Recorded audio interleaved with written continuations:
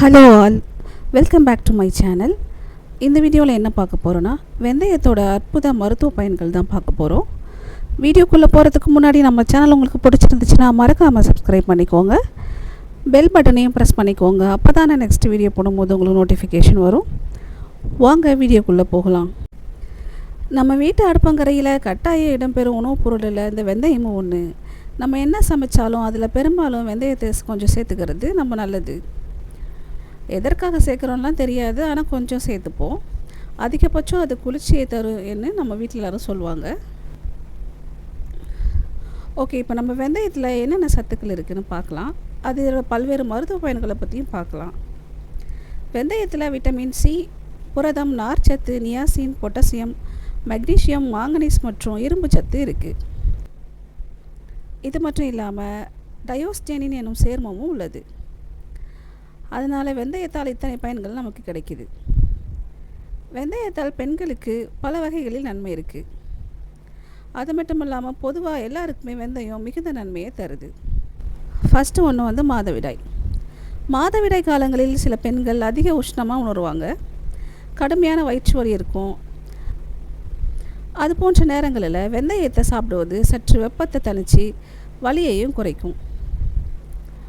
மாதவிடாய் சுழற்சி நிற்கும் காலகட்டத்தில், அதாவது 40 வயது உள்ள பெண்களுக்கு உடல்நிலை மோசமாக இருக்கும்.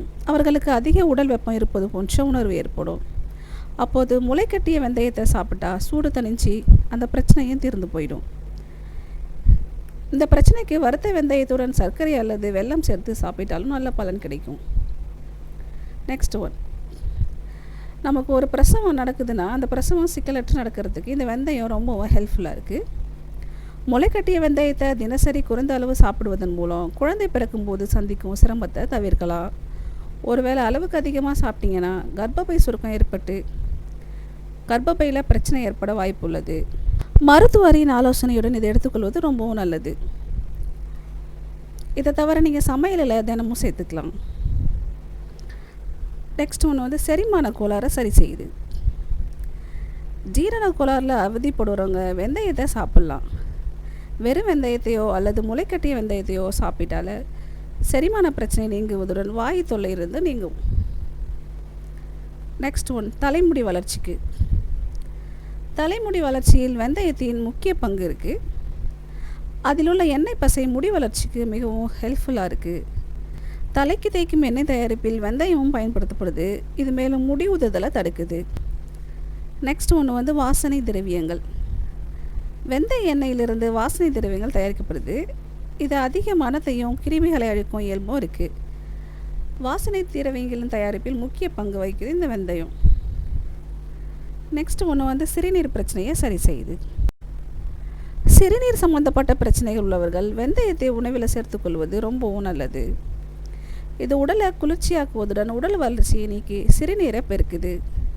இதனால் சிறுநீர் நோய் வராமல் நம்மளை பாதுகாக்குது. நெக்ஸ்ட் ஒன்று சீதபேதி. உடல் வெப்பம் காரணமாக சிதபேதி ஏற்பட்டு அவதிப்படுபவர்களுக்கு வெந்தயம் மிகச்சிறந்த மருந்தாக இருக்குது. இது உடல் சூட்டை தணிப்பதால் மிகச்சிறந்த சீதபேதி நிவாரணியாக இருக்குது. வெந்தயத்தை அப்படியோ அல்லது வறுத்தோ நீர் மற்றும் தேன் கலந்து நன்கு பிசைஞ்சு சாப்பிட்லாம். வெந்தயத்தை வறுத்து வெல்லம் சேர்த்து இரண்டையும் நன்கு இடித்து சாப்பிட்டாலும் சீதபேதி குணமாகும். அல்லது வெந்தயத்தை மோரில் ஊற வச்சியும் குடிக்கலாம். மோரில் ஊற வைத்த வெந்தயத்தை வாயு உள்ளிட்ட வயிற்று பிரச்சனைகளை போக்குது.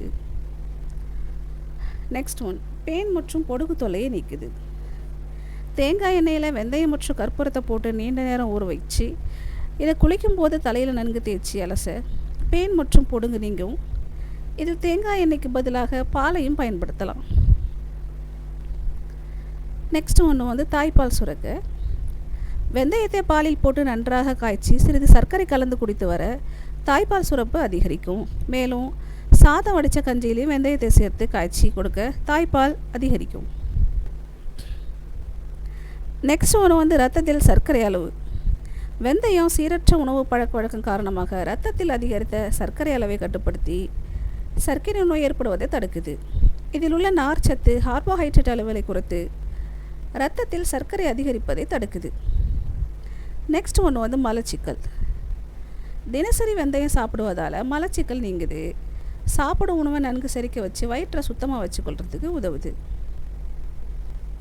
வயிறு மற்றும் தொண்டை புண் சரியாக. வயிறு மற்றும் தொண்டை பகுதியில் ஏற்படும் புண்களை வெந்தயம் குணமாக்குது. மேலும் இதன் உடலை குளிர்ச்சியாகவும் வைக்குது. இது தவிர இருமல் மற்றும் தொண்டை கரகரப்பு உள்ளிட்ட பிரச்சனைகளையும் போக்குது. சருமம் பளபளப்பு மற்றும் தூய்மையாக வச்சுக்க. வெந்தயத்தில் உள்ள விட்டமின் சி பளபளப்பான சருமத்திற்கு உதவுது.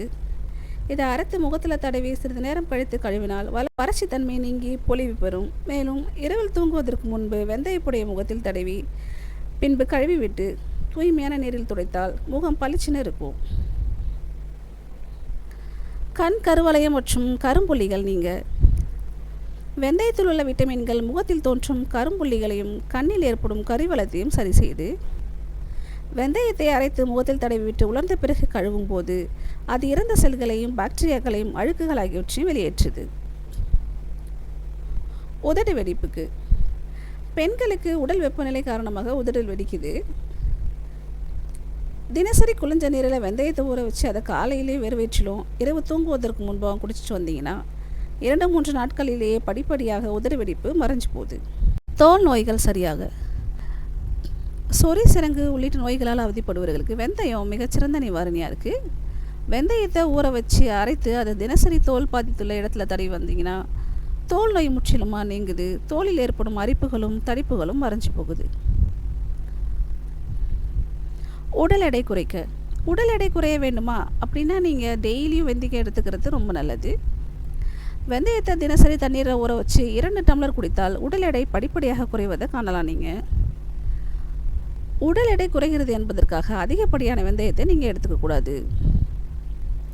சுவாச கோளாறு சரி செய்ய.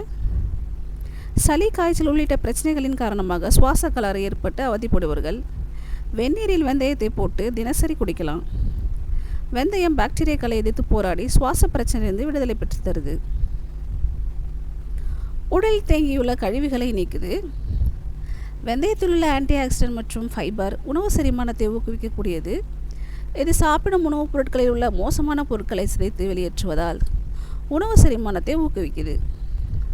தேவையில்லா கழிவுகளையும் உடலிலிருந்து வெளியேற்றுது. இந்த மாதிரி ஹெல்த் சம்மந்தமான வீடியோக்கள் பற்றி நீங்கள் தெரிஞ்சுக்கணுன்னா மறக்காமல் நம்ம சேனலை சப்ஸ்கிரைப் பண்ணிக்கோங்க.